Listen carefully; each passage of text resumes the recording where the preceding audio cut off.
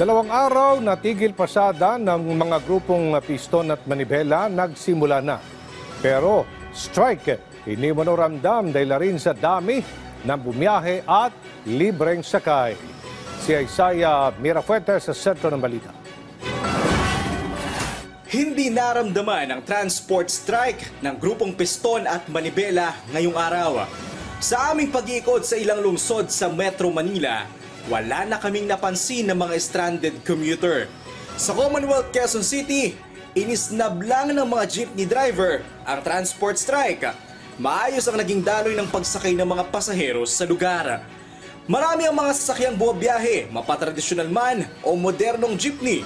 Ganito rin ang sitwasyon sa isang terminal ng jeep sa Caloocan ni biyaheng Malabon, Acacia, Monumento.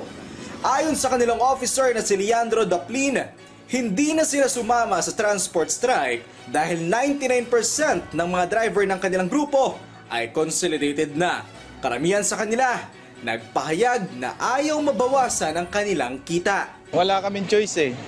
Ito yung binigay sa amin na parang ginawa kami isang grupo nga, grupo-grupo. Kahit iba-iba yung kooperatiba, parang ginawa kaming grupo-grupo. Handa naman ang LTFRB sa nagaganap ngayon at tigil pasada.